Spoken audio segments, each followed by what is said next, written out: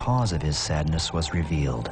The boy's parents had unwittingly allowed some dentist to stick the mercury inside his mouth too. He now saw himself as a biohazard. But the good news was that he was about to meet Dr. Hal Huggins, who would give him some reassuring direction. Well, most of the people I see who are having their amalgams removed have some sort of a dread disease. But you're interested in prevention, then you are 1 in 100 who's in a very good position, because prevention is a whole lot easier than correcting a problem after it's occurred. He asked how many dentists state that mercury fillings are safe. Well, that would be pretty close to 100% if they want to be in dentistry tomorrow, because the Dental Association has certain rules and regulations that if a dentist is asked, is mercury toxic, and they say anything affirmative, they say, well, yes, it is. It's the most poisonous metal on the planet that's not radioactive.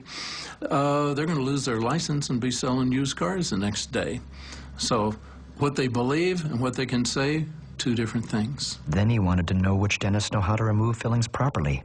Those people who go out and just have their fillings removed at random, by actual measurement, 63% end up with an autoimmune disease within 6 months that they did not have before they had their amalgams removed. Dr. Huggins guided Garrett to a dentist that did know how to safely remove his filling.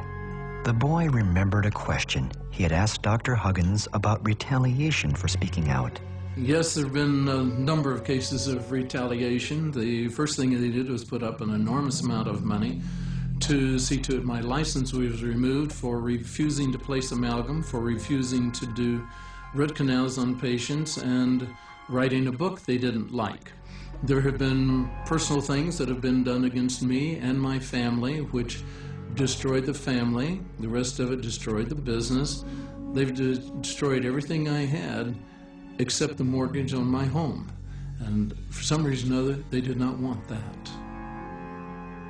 Garrett reasoned that life could have been so much easier for him if he had just kept quiet like most doctors do. So the question became, why put yourself through this?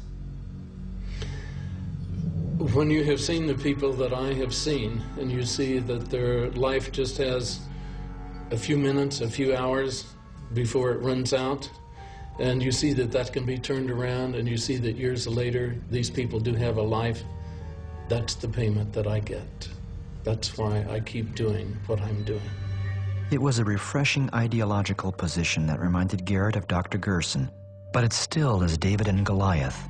In this situation, the American Dental Association wields tremendous power and control over a dentist's life.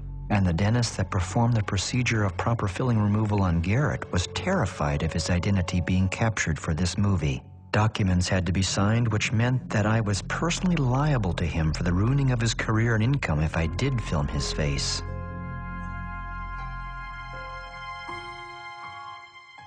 Hearings on mercury fillings are now taking place in Washington, D.C. that hopefully will put an end to this amalgam disaster.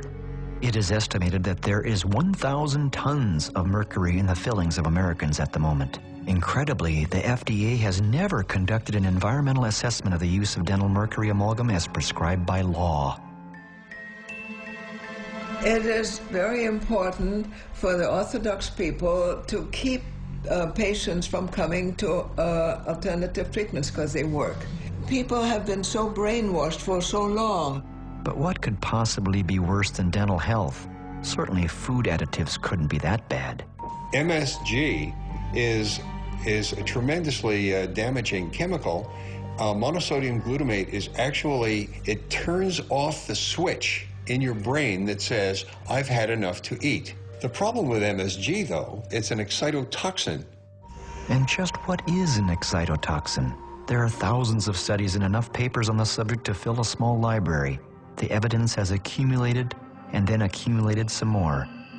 It's there for anyone to read, but the processed food industry is hoping the media and the average person is too busy, lazy, or unsophisticated enough to be able to understand the subtleties of the science being discussed.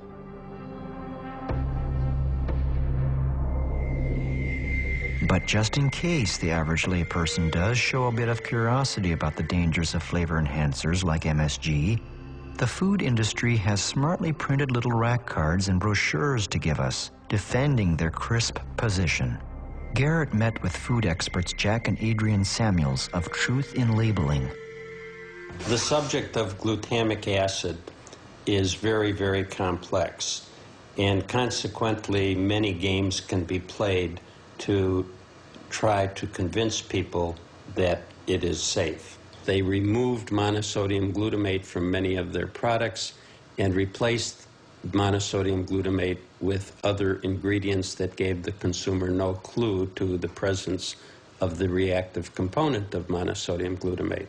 After being told by my physician, who experienced one of my reactions to MSG, that I would soon die from an MSG exposure if I didn't learn to avoid it, Adrian used her background in research and went to the library, spending some 4,000 hours to read everything she could find about MSG. To her surprise, she found there were studies that indicated that MSG was safe, but they were all sponsored by the glutamate industry or their agents and were all flawed to the point of being worthless. And at the same time, there were many other studies that clearly demonstrated that MSG was toxic and dangerous. Neuroscientist Dr. John Olney has studied MSG for decades. He rarely gives interviews because of the unwanted attention it incites. My background is in experimental neuropathology.